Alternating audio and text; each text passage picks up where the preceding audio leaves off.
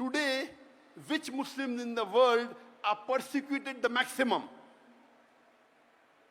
Can you guess?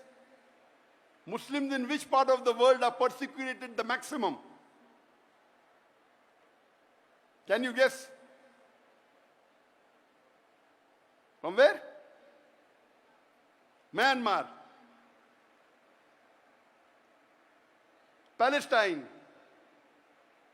According to me, today, maximum that Muslims are being persecuted is in Xinjiang, China. Uighur Muslims. Yes, Muslims are being persecuted in Myanmar a lot, in Palestine a lot, but in China, it is on different levels. At least in Palestine, the Muslims can pray Salah. Correct? They can say Allahu Akbar. They can fast. They can read the Quran. They can get the contentment in their heart. They are being persecuted without doubt. But in China, they are systematically trying to exterminate them. If you know history, in the middle part of the 20th century, a lot of part of Turkey was taken over by the countries. Some part was taken by Russia, and this part, Xinjiang, was taken over by China. They're actually Turkish people, Eastern Turkestan. And they made it part of China illegally. And many countries are doing that. You can easily make out the difference. You can look at their face and tell them these are not Chinese. But Allah subhanahu wa ta'ala has blessed that land with rich minerals. It has got wealth. So China is trying its level best to see to it that Muslims are exterminated from there. And they started in 2015, according to reports. It wasn't known to the world. It came out, some of the human rights organization came to know in 2016, and it came out in the media in 2017. It started coming out. Became more popular in 2018. What do? There are two types of Muslims in China. One is the Uighur Muslims. The other is the Han Muslim. The Han Muslims are Chinese Muslim. They have problem, but very less compared to the Uighur Muslims. Because the Han Muslim look like Chinese, they have problems, but compared to the Uighur Muslims, very little. The Uighur Muslim nowadays, most of them cannot even offer Salah.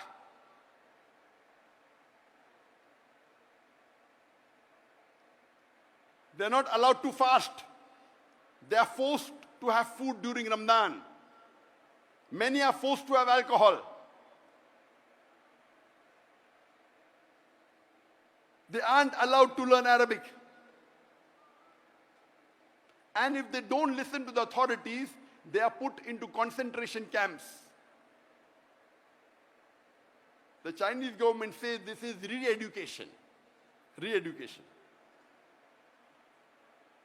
Many of the Uighur Muslims in these concentration camps, they are tortured.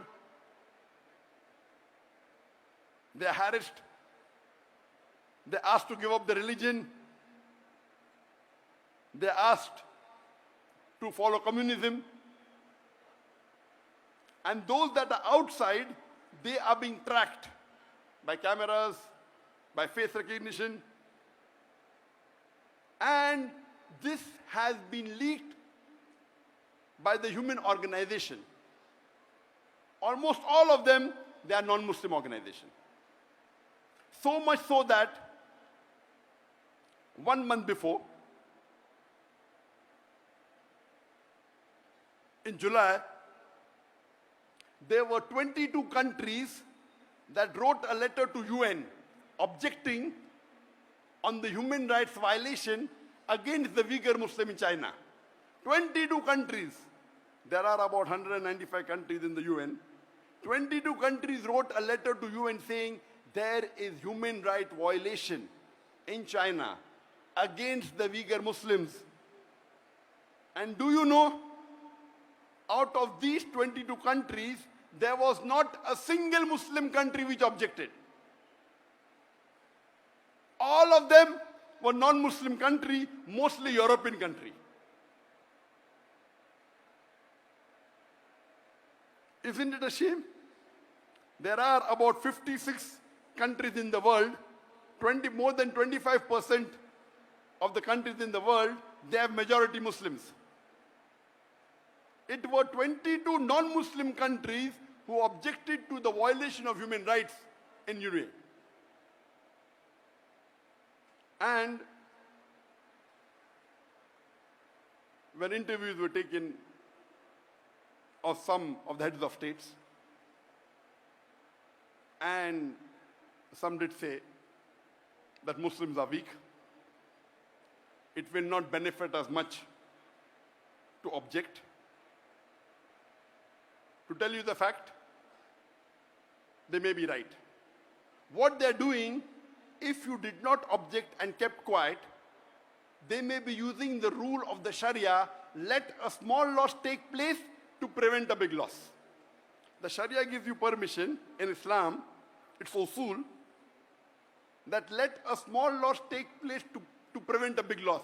If you think by objecting, you will not get any benefit, but there may be retaliation, there may be problem in your country, and if you do not take the best or the second best option of stopping with the hand or stopping with the tongue, you remain silent. This, if the situation is like that really, that if you object there may be retaliation, and if you take the decision of keeping quiet, Sharia gives you permission. That among the 56 countries, no one had the guts. But 22 non-Muslim countries had the guts. Here the story doesn't end. The story which is really disheartening is, few days later, 37 countries give a letter to UN saying what the Chinese government is doing is correct. They are not torturing the Muslims. They are not violating human rights. They are educating them. They are doing anti-terrorism. 37 countries. Out of these 37 countries, 15 countries were Muslim countries.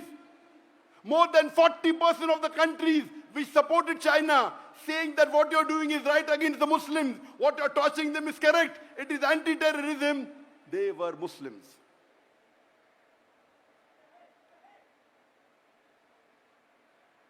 Alhamdulillah, Malaysia wasn't one of them.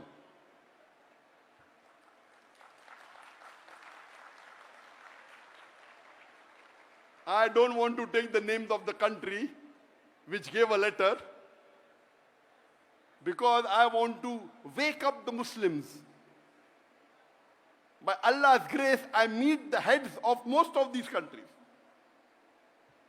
Whenever I meet head of state, my job as a da'i is to convey the message of Allah. Whether they follow or not, it's in their hand. I don't want to take the names because I don't want to embarrass them. But my request to the heads of states of this country, that our beloved Prophet said, if any Muslim is in problem, it is like if one part of the body is in problem, all the rest part, all the cells go to defend it. This is the Ummah.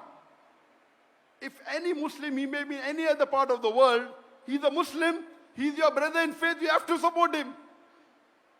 How can you support the enemies of Islam just for a small benefit? This is not permitted in the Sharia. Keeping quiet, accepted. We are weak, you're keeping quiet. You may be the lowest level of mu'min, but yet you're a mu'min. But supporting a kafir who is killing your Muslim brothers, and you're supporting them, what is happening to our scholars? I am not a scholar, I am a da'i. The job of a da'i is to listen from the scholar and convey it to the masses. The scholar may be very intelligent, knows Islam. The job of a da'i is to make it simple and convey it to the mass. I am not a scholar, I am a da'i. And I told this 2 days ago. And I'm telling it again.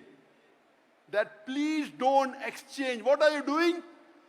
For a seat in this world, for power in this world, for wealth in this world, you're exchanging your seat in Jannah. And you're purchasing your seat in hellfire. You're a very bad businessman. The Jannah is the true happiness. And I gave the details in the first talk I gave in Kelantan on the 7th of August, day before yesterday. What's happening to the Muslim Ummah? We are deteriorating. There was a time when the Muslims were on top of the world. When the Quran was revealed, the Muslims were looked down upon. It was called as Yawmul Jahiliyyah, the days of the ignorance. The Arab did the tawaf around the Kaaba naked. They were Jahil people. Allah reveals the Quran and makes them the torchbearer of the world. The Muslims became on top of the world. Europeans called from the 8th to the 12th century dark ages. Dark for them, not for us. The advancement that the Muslims made in science and technology, it is phenomenal. We were on top of the world. Today, Muslims are in large number. More than 25% of the world population are Muslims. We are about 2 billion Muslims. But we are looked down upon. We are abused. We are criticized. We cannot do anything. Why?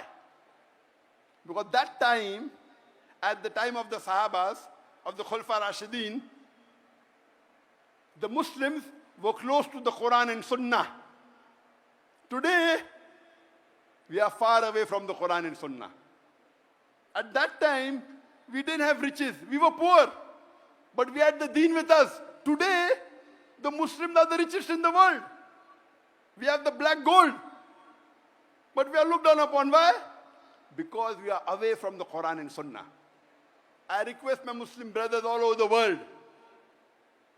This lecture is being telecast to all over the world, alhamdulillah. Through the YouTube, which has more than 1 million subscribers, through my Facebook, which has 17.3 million followers, and through Peace TV English, which has 100 million viewers, Peace TV Urdu, 80 million viewers, Peace TV Bangla, 50 million viewers, and Peace TV Chinese, Peace TV Mandarin, 20 million viewers. All put together more than 200 million viewers, at least 100 million may be watching, inshallah. Here, mashallah, I'm told that there are about 100,000 people that have gathered here in the stadium. People on the ground, on the stand, about 100,000.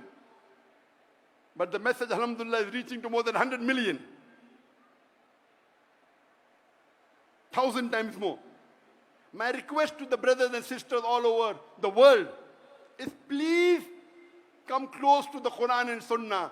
Do not exchange the worldly power, the worldly seat, the worldly wealth for your seat in Jannah. Please don't.